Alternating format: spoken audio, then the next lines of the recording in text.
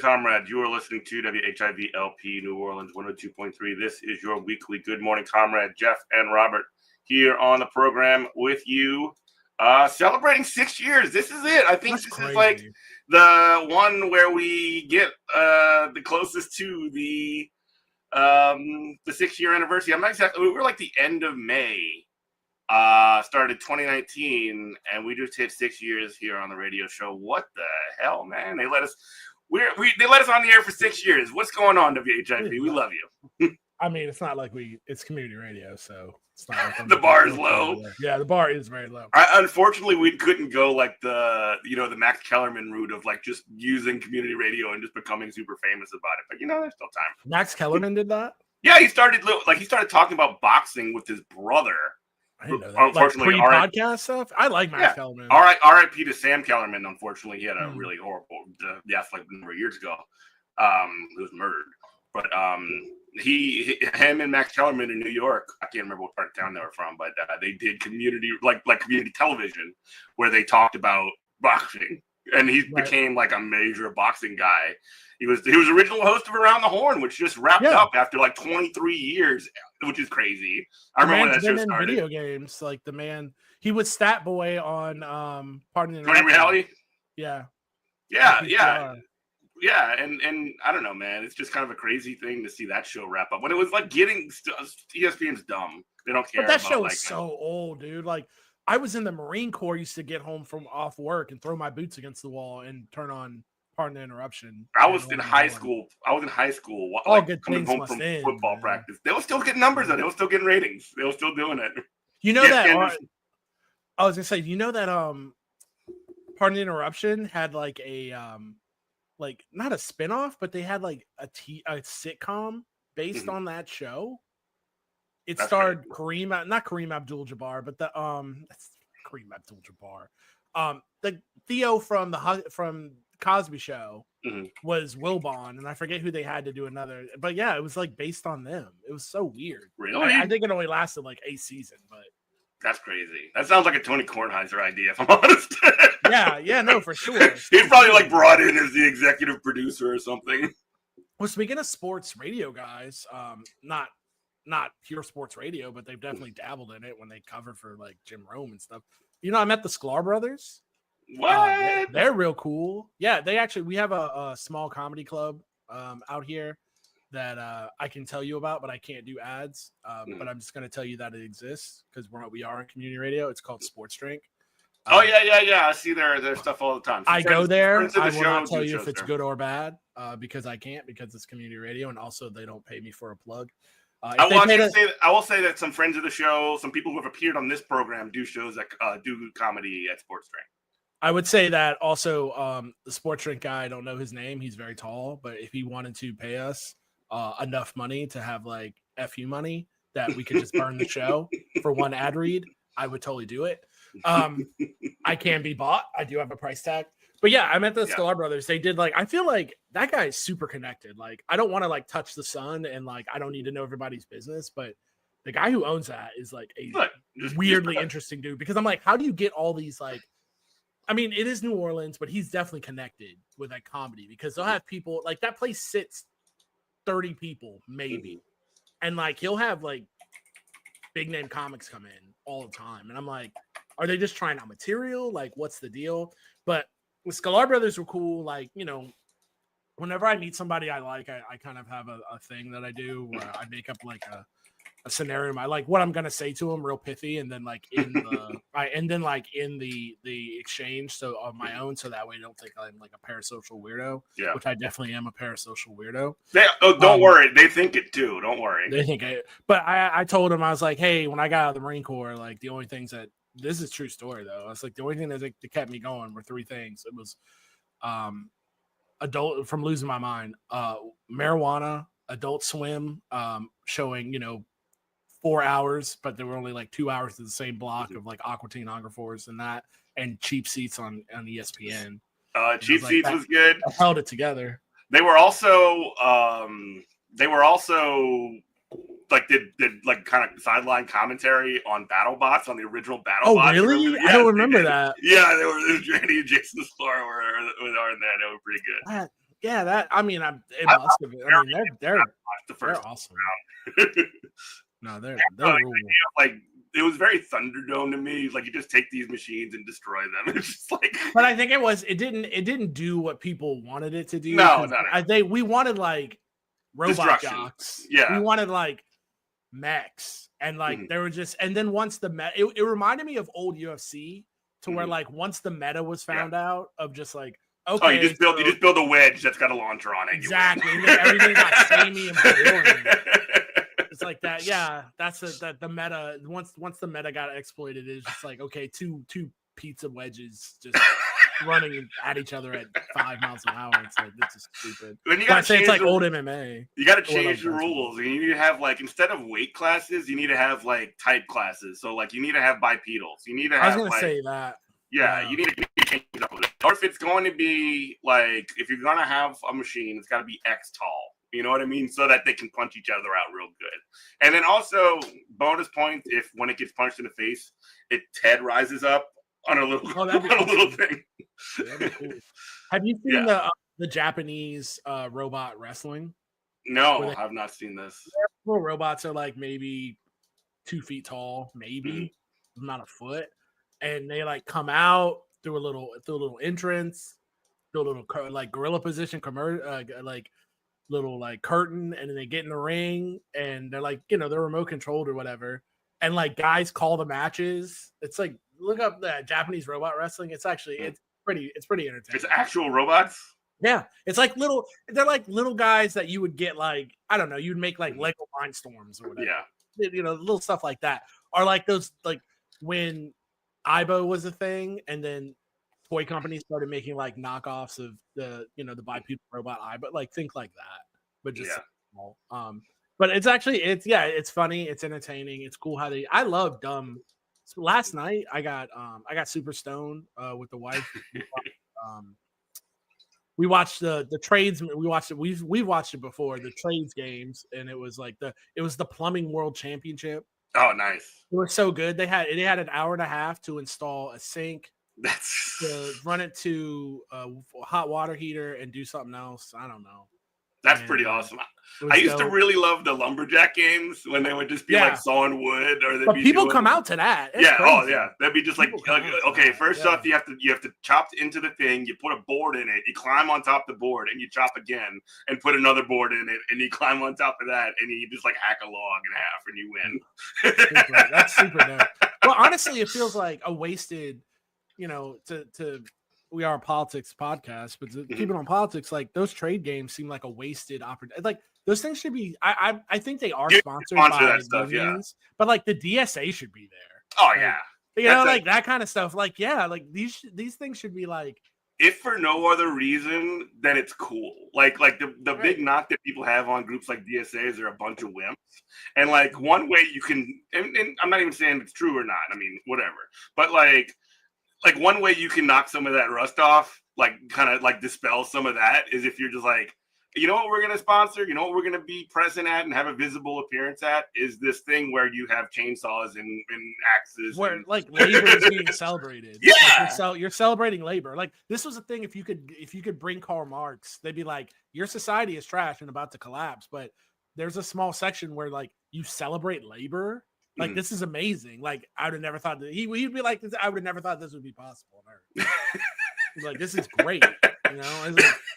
And it's like, yeah, it's like one guy, not the guy who won. The guy who won was like a Cincinnati plumber guy, but another guy who they were featuring, like he worked at like he was like real life Goodwill Hunting. He worked at Boston College, or maybe it was just like it doesn't matter. Let's just say Boston College, and he's like the head of the maintenance department. And it's just like it just really goes to show you, because obviously the people who are doing this, going back to like RFK, like artistic people. These are the most autistic people who've ever autistic. Mhm. Like the way they can like put, I've done just home repair. The way they can put plumber's tape on a pipe, I could never dream of in a million years. They could just like, and they're just so focused. You mean no water comes through that? Are you crazy? Like, how does that happen? The way this man is eyeing every single thread on this pipe, like it's the most important thing he's ever done, and just weaving that around like he's some kind of like Charlotte's Web spider. It's just like insane, dude. Like I'm like, this is the most autistic man that's ever autistic. Yeah. Like, it's crazy. Yeah. And then you have RFK talking about like, oh, this person will never like have a job, or this person will never like know life. It's like, no, bro. Like autism is just being like interested in specific things and paying attention to specific details and having, communicating in specific ways and having specific stimuli. And it's just like, you basically like they basically talk about autistic people like they're nonverbal, they'll never speak, they'll never like have anything. He said they'll never pay taxes, by the way. He was like, they'll never play baseball. Yeah, you mean the sport where people the most autistic sport of all time. Crazy rituals. The guy has to like go around the mound 30 times, like it's the Kabbalah in Mecca before he can throw a pitch. You mean where the where how you get ahead is like a scout, you have to have meticulous like mental math knowledge of like every single AA player within like a 400-mile radius. Oh yeah, you mean those people aren't artistic? Come on, man. It's crazy. And then like going back to this guy works at Boston College, and is this crazy? This goes to show like IQ tests, intelligence quotients tests are meaningless. And they're racist too. I'm like, go find me the smartest person that you can find, professor, student in Boston College. I guarantee you, go get him from the engineering department. This guy couldn't do this guy's job. They can't change a toilet. One day. You know what I mean? Like, so you've got these people, these X-Men with special brains running around, literally building civilization out of nothing. And if they all just went away and became normal, like our society would collapse in 30 days. It's come on, man. Yeah, but labor needs to be celebrated. Like, and I just thought that was super cool. And it was nice to like sit there and watch fireworks go off for plumbers while I'm drinking a THC seltzer.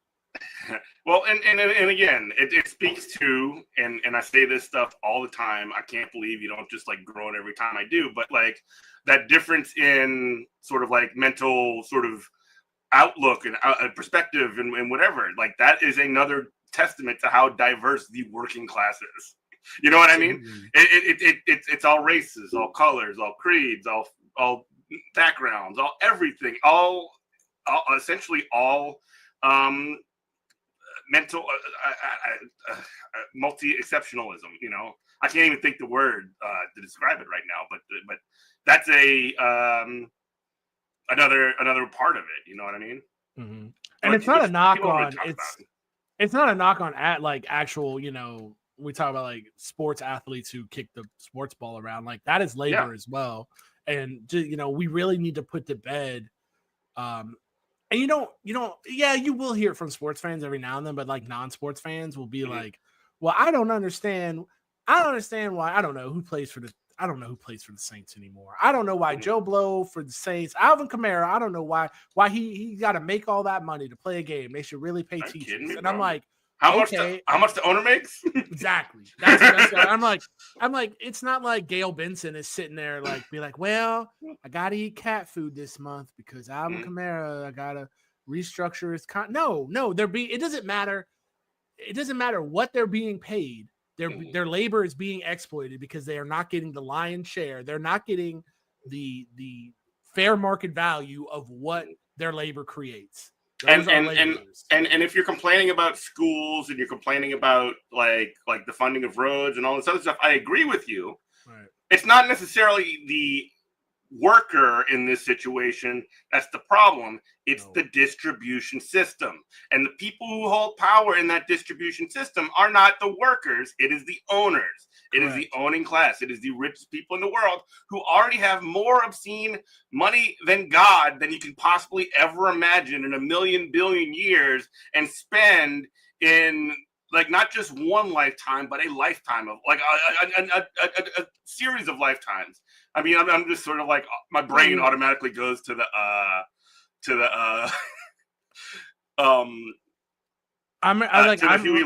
Huey Long clip of like how many people been to a barbecue, and it like talks about how like what if this person comes and they just take all the food for themselves, their kids, kids, all they could ever eat. Maybe you got to tell them to give some of that back. You know what I mean? Like, come on, it's like that, and that's not even a power redistribution. That's just a distribution of resources question. I'm reminded of the great. I don't know how it got passed over for Best Picture of the Oscars. Movie Hustlers, about the women who worked at Scores in New York and they scammed.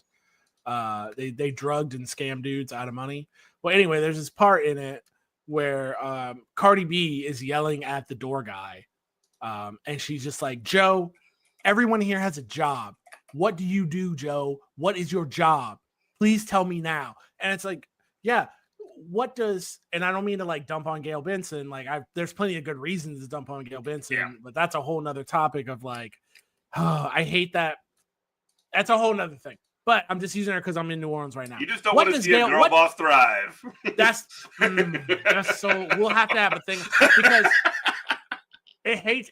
What's going to happen with that organization is it's already happening. She's getting glass cliffed, and she has done dirt. She's done dirt by like covering for pedophiles in the Catholic Church. But she's going to get glass cliffed, and everybody's going to say, see, that's why you. But it's never look at the men who are in these positions over here. Same thing with with the mayor here in this city, to where it's like she hasn't done anything crazier than in New Orleans than like every other mayor. Yeah. But now when it sucks to say, when you're the first Black female mayor, you better be perfect. And she is not. She definitely ain't perfect, but I mean, that's what you're saying. Yeah, but back to what I was saying, it's like it's like, well, what does Gail Benson do? What do you do, Gail? Like, what does Mike Brown over the Cincinnati Bengals? What do you do? You don't even sign checks. You pay somebody to do that for you. So if we're saying, hire the guy, you hire the general manager who actually runs your team. Oh, if you have a GM, the Bengals do not have a GM because the owner is cheap, and that's why the Bengals will never win until he dies. Yeah. But or you could be like Jerry Jones and just like run the team into the ground yourself. There you go. Well, he did that. That's what I guess he did do a thing. It did take effort to do that. He's proving that like billionaires are not capable or equipped to do something that even another patrician can do. I'm sorry. Go ahead. No, you're good. My point is that these are people who are parasites. Marx would call them parasites. They are just not. They're not forming a function. And it's okay to have. I think the best owner in sports is Mark Cuban when he owned the Mavs, because he treated the Mavs, even though he was still exploiting labor. Still a parasite. The least worst parasite. He treated, and I don't like Mark Cuban, but he treated the Mavericks like they were gladiators. He made sure they were taken care of, had the best locker room, the best facilities in the NBA. It was a great team too. Guys. Yeah. So it's like, I've always joked with guys who are not. I'm a dirt defender to the end. Steve Nash joke. Guys that aren't even like hardcore Trump guys that I knew in Ohio, and we'd always joke about like how bad the Bengals are. We would say like, look, if I owned a professional sports team, I would treat it like I would treat my sports car, Maserati. I would have my meetings would go like this. Look, keep me like, can you put a winning product on the field? That's a number one. 2, keep me in the black a little. And if you can't do that, keep me in the red just a little bit. Other than that, like, I'm trying to make money. trying to make this is a toy. This is not a thing. This is not like an industry where we like create widgets and make people's lives better. That makes me think of Tony Khan, honestly, like as well for the AEW. Just like he lets them wrestlers do whatever the hell they want out there, and they do all kinds of crazy stuff, and it's not necessarily good for everybody. But you could tell that the people. Problem with that is though, it's the no GM thing, just like the Bengals. Like you can't see with those kind of guys who are used to being hurt people. So when you have pro wrestlers who are again laborers who are used to being from day one being messed over, well, when they get in a spot, they're gonna be like, I'm gonna hold on my spot as hard as long as possible, and then I'm gonna mess people over. So if they're looking at Tony Khan as just like a money mark. Which he absolutely is. He absolutely is. That's why you need a GM. That's why you need a guy. You need a wrestling guy who's gonna run the promotion, and you can just like hang out. Yeah. So that's a whole different. On our political show, I guess we should talk a little bit about politics. And what is more exciting right now than this? Okay. So, you know, and I know that the Democratic Party in this country just cannot seem to connect with the American male, the American man. Mm-hmm. American males. That's a deep cut. Nobody listens to buddy. For that. Nobody. Deep cut. But now, thank God for this. They are spending millions of dollars to learn how to speak to, quote, American men, this is according to The Independent, and win back the working class. Party leaders are holding up in a luxury hotel on a strategy codenamed SAM, or Speaking with American Men, a strategic plan to try and convince working class to vote their way again. So, Democrats have been blown millions of dollars on efforts to appeal to American men who have turned to President Donald Trump. And that's also like kind of a BS narrative. Like I don't know. Like I think it's more apathy than turning to Trump. Yeah, white like specifically white men in this country have always sort of like leaned Republican a little bit, sort of in preponderance. So like the idea that Trump is special in this is kind of weird. But anyway, they've turned to Donald Trump in droves on Election Day in hopes of winning back the working class, according to a report. Democrats have spent $20 million on their efforts, with donors and strategists holding up in luxury hotel rooms, brainstorming how to convince working class men to the party, according to New York Times report. The plan, codenamed SAM, or Speaking with American Men, the strategic plan, promises to use the funds to, quote, study the syntax, language, and content that gains attention and virality in these spaces, according to the report. So I mean, again, do you remember 2016? I sure do.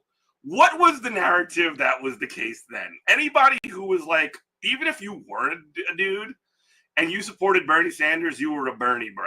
You were just like the worst, most sexist, racist person that could possibly be. And that was coming from the Democratic Party brass, and now it's just like, oopsie doopsie, why do all these dudes hate us now? It's just, it sounds like to me, it's just like the Democratic Party will do anything except for the people's business. They really will. They're like a child that will like make up any excuse of why they can't like clean their room. They're like, well, doesn't the dog need to go out? Like they'll do anything. And it convinces me every day, like the 3 times a day where I get a text message on my phone from God knows who. I've never typed stop more times in my life than I have after Trump won. Oh no, dude! I love those messages. No, I love those messages not because like I'm responsible to them, but I am just deadly curious as to what they think an effective cold text is. As somebody who worked in the field, I'm like coldly curious about it. You know what I mean? Right. The effort also recommends that Democrats buy advertisements in video games, among other things. So if you wanted to get anything that gamers like, and let me tell you what, I'm a 43-year-old man, if you want to talk about expertise, I might not know much about socialist theory, but I can tell you about every darn video game ever. So let me tell you what gamers absolutely love. We love logging in and getting a big old ad. We love that. It's so much immersion in the game. Like you're playing a video game to like escape this capitalist cyberpunk real life hell space that we live in. So you want to log into the zone for a while and throw in your VR helmet and pretend you're flying the spaceship. You know what I want to see? Joe Biden's ghost. like they did that in Fortnite. If you remember that, they did that. They had they added the DNC put Joe Biden in Fortnite yelling at kids, and he was like 50 feet tall in the game. Listen up, this Jack. is real. I'm not making it up. And we all loved it. We all loved it. Absolutely not. If you want that Hakeem Jeffries Fortnite skin, baby, you can have it right now. Did you see? I don't know, like he's like going crazy mode with the Knicks lately. Like he's wearing his Knicks jersey. Like this is why the Knicks need to win, and I'm a great New Yorker. Like doing that whole thing. It's so like empty, you know. Like series is washed. That was washed on game one. You think that? You think the Knicks are cooked? Oh yeah, they were cooked. They were cooked when Halliburton another 3-pointers hit the towers. Like they were they were down by, they were up by 20 and couldn't hit a free throw to save them. That was crazy, brother. That they are cooked. I'm sorry to say it. There's somebody I'm hanging out with. They're like, she's a super New York Knicks fan, and I'm like, I don't know how to break it to you. This is dead man. I guess we'll see. I'm not like hating for either side here, but I guess we'll see after. I hate Reggie Miller. After a home team loses, though, like we haven't seen a home team lose in that series yet. So. Absolutely hate Reggie Miller. So it's like having to hear him talk about Indiana makes me want to throw up. You'd rather Pat McAfee, right? Absolutely. All day. I'm not kidding about that. I hate Reggie Miller. While the Democratic Party has struggled in recent years to maintain voters, the party hopes to be rejuvenated by the fact that Trump's popularity has been on the decline since he was elected last fall. Buddy, they are doing the thing. They're doing the Canadian labor thing. They're doing the Starmerism. They are doing the like, oh yeah, all we got to do is wait for the waves to turn. I'm so sick of turning on like CNN clips and hearing that guy like he's calling the Holyfield, Tyson fight, and it's just like he's screaming about, oh, Trump's poll numbers have never been low. You know who doesn't care about that? Donald Trump. He don't care nothing about that. He's like, I'm in. They don't. That these liberals think that these demons, these conservative demons, operate by the same logic they do, even to this point in the year of our Lord, May 27th, 2025 is when it's mind shattering to me. It's so Chuck Schumer, like I wrote Donald Trump a very stern letter and I did not use ChatGPT. And that's gonna affect him very much. He's gonna feel very sad about that. It's like, that was writing a round file. What are you talking about? Well, not even just that. Like even on those terms, like they talk about a poll later on in the article about how 40% of people either strongly or somewhat approve of Trump's overall handling of the presidency, while 50% disapprove. So 40% approve of Trump. Let me go to YouGov right now, one of the polling things, and see what the Democrats are polling at. Guess what the Democrats are polling at right now? 37%. So like, go but up, baby. And so it doesn't even matter though. I thought, well, it even on the terms, if you even stipulate that these terms are legitimate, that the Democrats are like, oh yeah, we just need to wait for the bounce back in the poll. Look at how low Trump is polling. Guess who's polling even lower? The friggin' Democrats are. It's like, and of course that's the case, because what do they not ever do? One, they don't even fight. They don't even like even if they were fighting for neoliberalism or whatever, if they were fighting for something bad, at least like if you're stepping into it and throwing some punches, like people might get behind you. They ain't doing that. They're just rolling over every single time. And then two, again, time and time again, we see it now when Bernie Sanders goes on the Andrew Schultz show and him and Charlemagne the God start talking about how the Democrats need to be more socialist. These policies, even if they're not like polling at like 80%, which some of them are, Medicare for All was polling at like 60, 70%, like back in the day. I'm not exactly sure what it's at now. But even if they weren't, like at least it provides a coherent, like something that people can get behind and you can actually push these things forward, as opposed to what like the Ezra Klein dork boys of the world are just like, you know what we need to do? We need to start peddling deregulation so that we can actually build housing. That's the problem. It's not that we haven't mandated public housing and passed that kind of legislation to make it happen. It's because, the regulations. which is like a right-wing argument. That is a libertarian right-wing argument. It's so ridiculous. But I can say this, and like I can speak for myself, but I think I'm a very important self. But I think like my thought process is somebody who's locked into like we do a podcast for 5 years now, 6 years, whatever. 6 years. This is my entertainment. Like this every day when I turn on YouTube to see like, you know, what political commentators are saying in the world, like that's my Super Bowl, that's my around the horn, that's my first take on ESPN, right?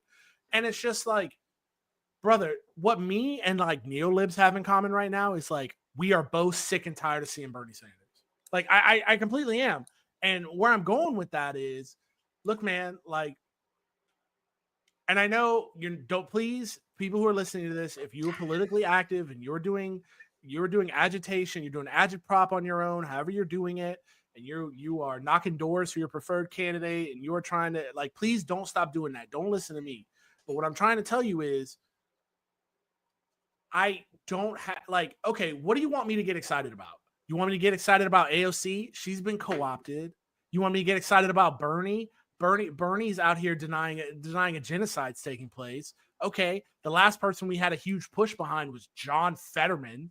Okay, like, oh, you want me to get excited about Zohan creeping up on Andrew Cuomo? Great. If he ever even sniffs within 10% of Cuomo, they will crush him. The DNC will crush him like they did India Walton in Buffalo. So I'm like, what am I? And I'm looking at myself as a canary in the coal mine. If you cannot convince me, someone who is locked in, I'm locked in, baby. Focused on this. How the hell are you going to convince Joe Sixpack of anything? I don't understand. I do understand it because we have the same round and round where it's like, losing to them, being the opposition party, if they win, they win. But if they're also comfortable just being the no power opposition party, because they're going to do the same things when they win. It's the same things when they lose. It's nothing. But when they lose, they actually get cover for not doing anything to where they actually have power. Now they lose that cover. So it's like I don't care about poll numbers, man. and again, like nothing is more of a testament to that than the Biden administration itself, which even if you just like look at something like, let's just say like foreign wars or whatever, right? And you just see that the way that they've handled the Democrats, the way that they handled Gaza and the way that they've handled Israel in the light of that. And when they, when they complain about like the Bush administration, like starting wars in Iraq and Afghanistan, when you get Israel doing an absolute no questions asked genocide, and then also doing the ethnic cleansing that goes along with that, including building up like fake aid organizations that would distribute quote unquote aid while also just like parsing out different parts of the population into different parts of the area. It's just like, this is it is really crazy how bad it has gotten over there and how bad it can still get over there. And like the Democrats, the quote unquote, like the quote unquote, and obviously they're not a left party by any stretch, but like the more left of these two parties is just like, they're not only just like tolerating it, they are the primary instigators of this. Like if you even see, like Trump can understand when a political liability to him is happening. And then when that starts happening, he's like, hey, will you knock it off? Like you're messing my stuff up. And like Joe Biden was decided, you know what we need to do? We need to tank an entire election because we need to make sure that these Palestinian children get bombed. You're listening to WHIV LP New Orleans 102.3. This is Good Morning Comrade. Democrats are just like interested in this. Like they are the true believers. Like Trump is a charlatan. Trump is an opportunist. And go back to Biden real quick. And let's don't forget, like cynically, I can understand a Fetterman. I can understand all these other bums who are getting money from AIPAC because at least you're getting paid for it. Going back, like AIPAC hates. No, he's doing it for the love of the game, baby. AIPAC hates Bernie. He gets nothing for this. But Joe Biden, the poorest senator in like American history. And it's like, it's insulting. Like you're from Delaware. You're supposed to be, if you're going to destroy the bankruptcy like laws in this country so poor people can't file late bankruptcy. Good God, at least get some money from a bank. Get dude. the bag, bro. Come on, What man. What is wrong with you? What are you doing? You can't even be like corrupt. I mean, you like, sure the cancer's not in your brain? Like what? Bro. What is wrong with you, man? That was like, it's really funny when that like Joe Biden cancer report came out, because like you knew something was up already. Like every single person already did, and the lengths to which the Democrats went to cover, like the Biden people specifically went to cover that up. And then also kind of in a parallel way, the way to which these political operatives with Fetterman went to cover that stuff up. It's just like, man, why would you believe anything about anybody's health at all when it comes to these kinds of things? Like the cognition, they're nothing. You know what I mean? I would say this too, and I don't know how.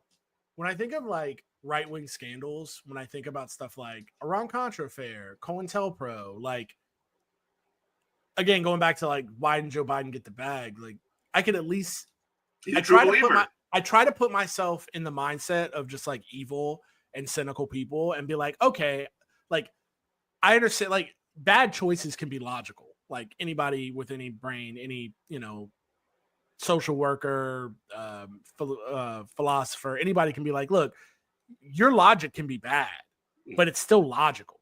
Mm-hmm. So where like I can understand, like I said, Iran-Contra, I can understand like all this evil stuff the Republicans have done because it's been to serve something. Mm-hmm.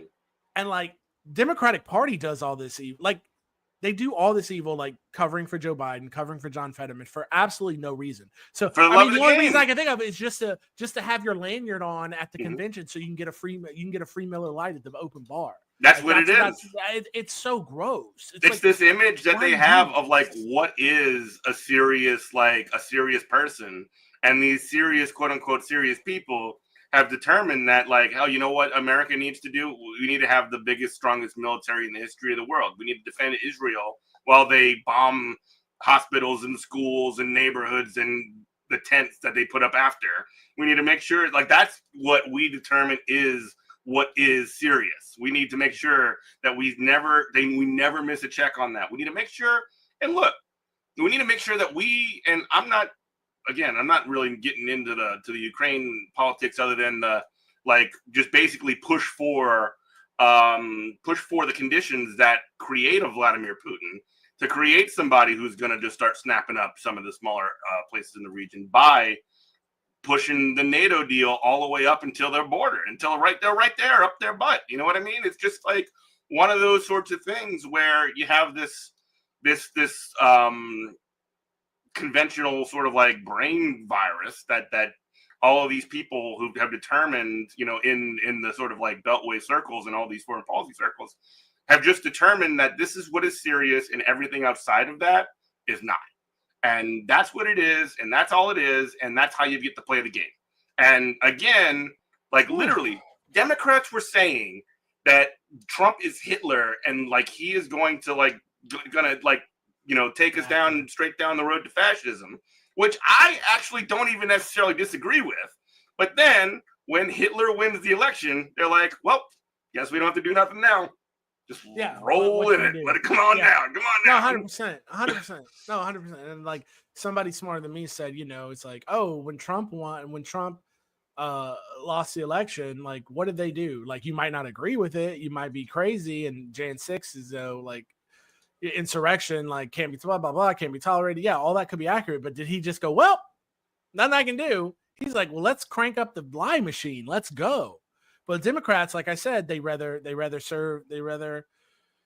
reign in hell than serve in heaven. They just go, well, there's no. All of a sudden, it's the parliamentarian, and we can't do anything. It's like, what is going on? I think of like the most evil lie. I'm gonna triple down on my statement and be like, the most evil lie in our lifetimes. Like, Iran-Contra, but I would say like WMDs. Like we killed a million Iraqis. You're spoiled for choice in this situation. Yeah, you're spoiled for choice. Yeah. But like, okay, so we got, it was to get rid of a guy who was, our client, our puppet in a client state because he didn't have any more use. So we're gonna lie about weapons of mass destruction in Iraq, and also we want to colonize the Middle East. Like, all that's evil, all that's despicable. Everybody who's in that room who signed off on that should everybody who every media person who carried water for that should all burn in hell. And, after the big crunch and the universe is destroyed, it should reform together, and then it should burn in hell again for a whole nother for eternity part 2. But saying all that, I understand it. I get it. The Democratic Party, I don't understand them at all. The things that they lie about, the things that they cover for, Israel for number one. What is this arrangement? What is it getting us? Why? There's a whole world of client states in that region that you could just pick one and we could just move on. At least the Republican Party had enough, I don't know what to even say, had enough instinct to be like, this guy Saddam Hussein no longer serves our purpose of keeping Iran in check, so we're going to kill him. We're going to go in and we're going to kill him.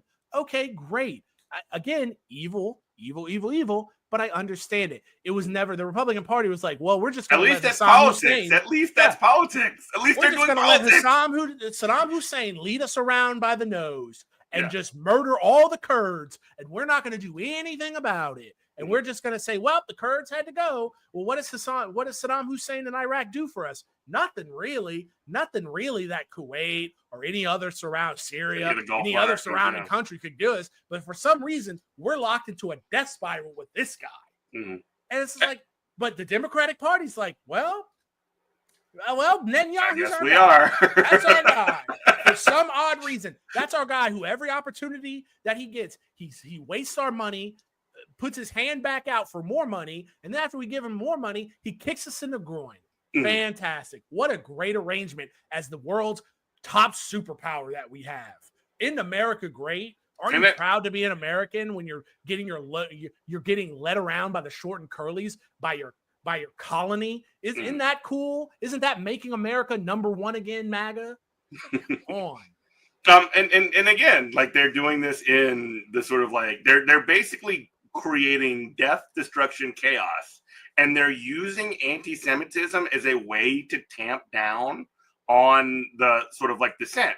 The idea of anti-Semitism, which, by the way, like, opens up a huge lane for these Nazis, these fascists, these Candace Owens to come in and be like, oh, I'm against genocide, and the reason that the genocide is happening is because of Jewish people. And it's just like, no, you're doing the racism, the anti-Semitism too. You're just stepping into this vacuum that these insane warmongers have opened up. And it is a conscious choice that they're doing that because they would rather deal with the racist and the fascist than deal with anybody serious.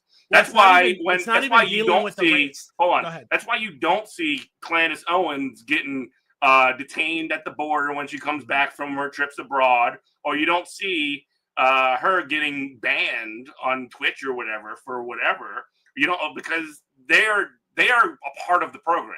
They are an intended consequence. What they're doing is something that they know that they can either control or marginalize, and the space that it takes up you could essentially lump in any other critics of the genocide that is taking place with them. Oh, Hassan Piker is talking about how he's against the genocide, and he's talking about how Israel just bombed another city or whatever. He's just like Candace Owens. Boom. That's simple. Well, here's the thing about that, though. I think the thing I'll push back on that you're missing is that the actual anti-Semitism, and Netanyahu said this in where he thought he wasn't being recorded when he was talking about Hamas. He said that we control how high the fires go, which means I fund Hamas. I give them money. We control this. And so what has been said, I'm not like, this isn't like a genius position of mine, but yeah, other people smarter than me have said this, is that they're trying to grab a tiger by the tail. That's what John F. Kennedy would have said. You grab the tiger by the tail, it's eventually going to turn on you. And what I mean by that is the actual anti-Semitism is not a bug, it's a feature. Mm-hmm. People like the ADL, that's exactly all these Hosmer agents, they want the anti-Semitism because it says, see, look all you American Jews, It's not safe here. The only place that's safe is Israel. Never mind that we're doing a genocide and you're gonna be in, air raid shelters, 5 days out of the week. Never mind all that, but it's not safe for you here, and that's why you have to be a rabid supporter of Israel, and that's why all Arabs need to be killed and flayed to death. So they like it like this. And then the Christian Zionists are like, the Christian Zionists are like, hell yeah, get out of here. That's a whole nother Dungeons and Dragons game. That's a whole nother foolishness. But like, what they don't understand is, and I'm calling it right now. You want to talk about pogroms? The right wing is already it's an order of operation. They want to kill people who look like me first, and then they'll move to the Jews. But the right wing is already turned on Israel. So there's going to be pogroms in this country that are going to look like Kristallnacht. And it's already starting to happen. Now, you take that IDF soldier and his fiance, who I have no love for that guy. I don't care. I don't care nothing about him. I have zero feelings. So, but you can, from a raving, commie lefty like me, that's to be expected. But the apathy in a country that has school shootings all the time, violence all the time, and now the ADL is trying to be like our poor, Zionists who got murdered in Washington, D.C. outside the consulate or whatever, and it's crickets. This is not turning out this is the first kind of sign. This is not turning out the way they thought it would, to where people collectively, for either A, they're like me and they're like, buddy, I just watched children burn to death in a tent, and this guy was an IDF troop. I could care less. I made this is WHIV, so I'm not gonna say no more than that. I personally could care less about that. And then so you've got people like me, and then on the other side, you got people who are actually anti-Semitic and actually hate Jewish people and actually want them to get killed. And they're just like, great. Fans, even though that guy wasn't Jewish, but they're like, oh, you rode with that? You were in the same car with that? Great. Don't care. And so who's left?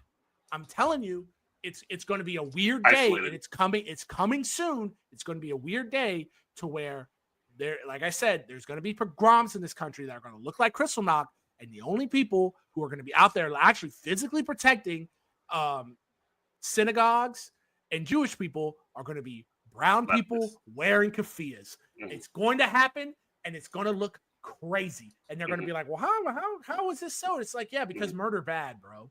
Like, we don't like racism. We don't like murder. Like, Jews are not Zionists. Right. Like, you can't this is two different things, and you can in a synagogue and burning it down, bro. Those are not Zionists.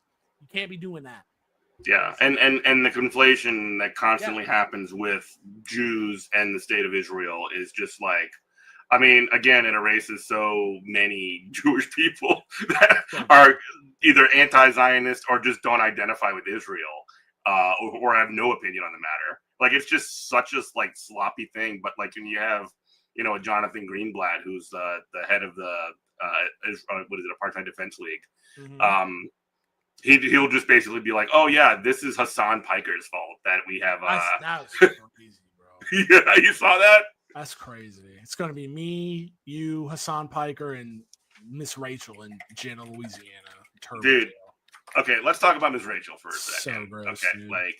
So Miss Rachel, who's Miss Rachel, Robert? Well, she's a kids show lady. Like, she does the job of that the government should be doing, of like doing pre-K. Educating children and like humanizing children. And she has like a master's degree in like children's education. Yeah. Like that. Like, she's crazy with it. And why are Zionists mad at Miss Rachel, Robert? Because she's doing Hamas propaganda, obviously. Like, she's saying, hey, murdering of children is bad. And then also this double amputee girl that we got out of Palestine, we're gonna have her have some fun and be on our little YouTube show. Child who has been bombed, who's been bombed to the point where her family's, I'm not sure what her family situation is, but she lost both of her legs. She's definitely seen people burning alive. Let's make her smile and treat her like a human being, and let's make it so that, like, the people that are actually being killed in mass slaughter actually have a face to them. And then you see all of these other freaks who are like, F you, Miss Rachel, what are you doing? Just like, wow, dude. It's I've never seen anything like it. Well, I mean, we talked about this a little bit before the show started, and like, yeah, it's amazing because it shows like the inhumanity of Zionism and racism, and why ethnostate shouldn't exist. Because when you can look at a small child and be like, I don't want that small child, I don't want anybody else to know what my favorite Zionist ethnostate genocidal fake country did, because it might make people sad. You've lost your soul at that point. You've lost, you're just no longer a human. I don't know how to, I'm sorry to dehumanize people, because that's like a very, Nazi-esque, move. But like, what do I do with you? What do I do with you when you can look at children burning to death and be like, yeah, that's just, break a few eggs. That's fine. That's fine. When you can just have that opinion, I don't know if you can be around me in civilized society. And this is coming from a person who I am a trash bag human, and like, I'm trying to work on that, and I do not do the correct things all the time, and I hurt people's feelings, and I'm mean, and I'm a dickhead. But like, that you can just ignore that is, I just don't. I can't believe that people like that breathe the same air. So that's my emotional reaction to it. But then when I look at it, and again with the cynical logic, lens of these people who are calling Miss Rachel an agent of Hamas and Palestinian propagandist. Okay, great. Yeah, because she's funded by Big Palestine. Yeah, all the billions of dollars. Yeah. You know what they would spend money on? Not to like relieve the people who have had their houses, hospitals, schools, and camps bombed, but we need to make sure that the billions of dollars that's available for Hamas propaganda goes to this children's show. This one children's teacher who's like literally doing messaging of just like, oh, no child should be bombed. It's not even like she's not even doing like she's not even coming out necessarily, unless I've missed it somewhere, but she's not coming out and saying like free Palestine or anything like this.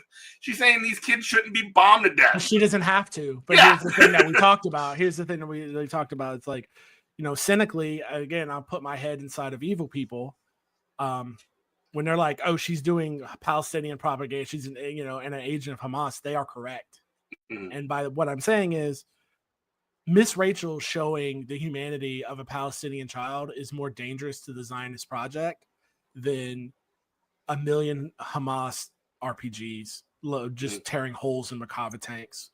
It's way more dangerous for them, because it makes normal people go, what is going on? Like, this girl has no legs. I want to know why. And then they find out why, and they find out this woman's being attacked for being nice to a little girl with no legs. They're like, well, that's not the side I want to be on. Like, that's crazy. And the problem with them is, the problem blocking food and water to children is indefensible. Blocking food and water to children is cruel. Blocking food and water to children against international law and a violation of the Geneva Conventions and the Convention of the Rights of the World. We must stop her. It's like, must stop her. Yeah, that is just like that's the words of a ghoul. That's the words. Yeah, that's somebody who like literally is just like cannot be. You cannot stand for this monstrous Miss Rachel that can't stand the sight of seeing kids starve to death in a completely created and artificial war.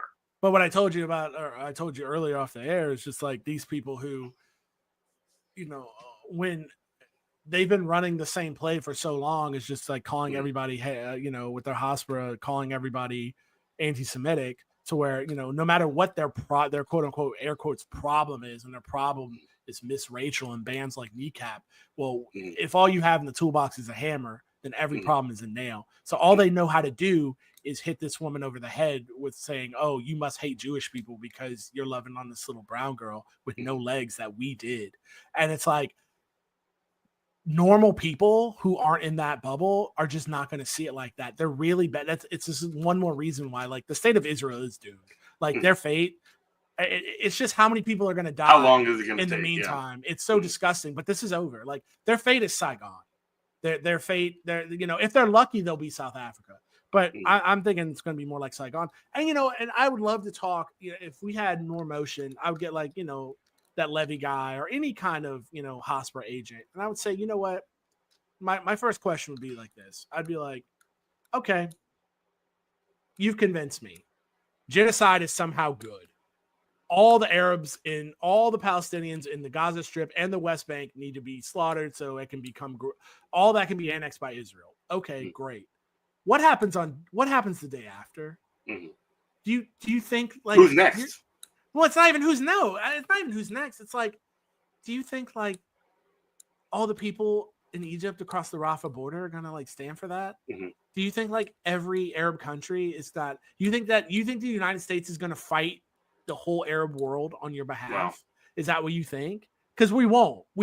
I know we're evil, but we're evil to a point where like we have no loyalty. As soon as our toy doesn't become useful anymore, we will put it down.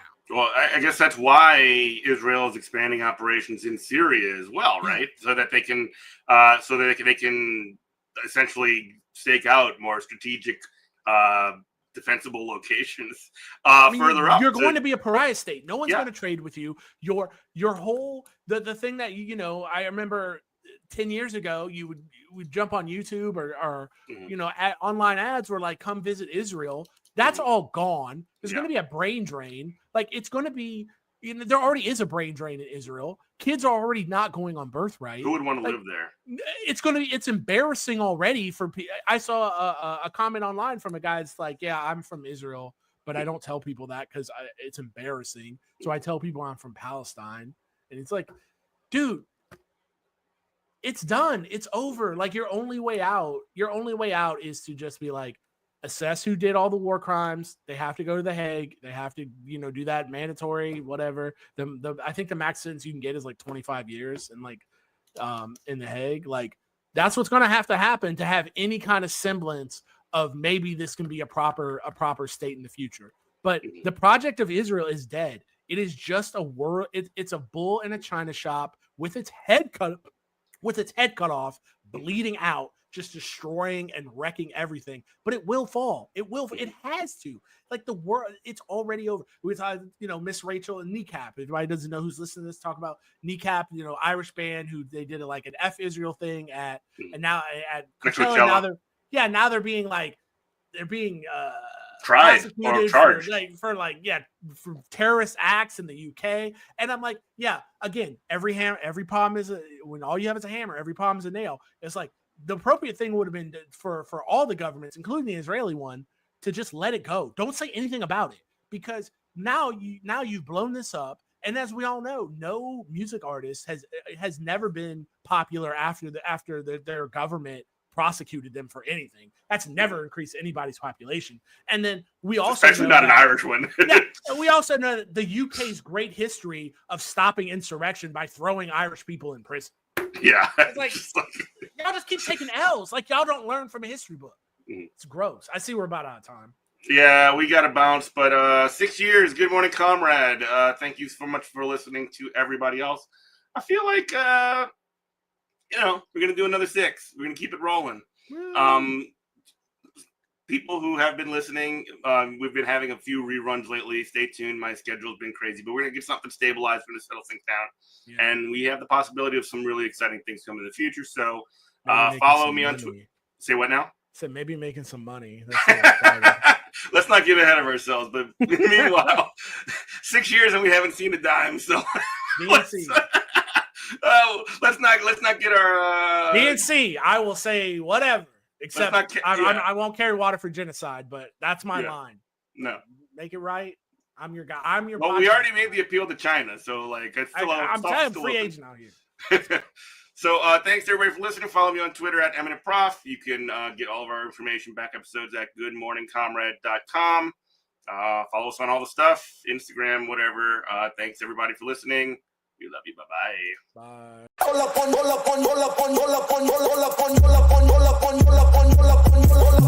Bye.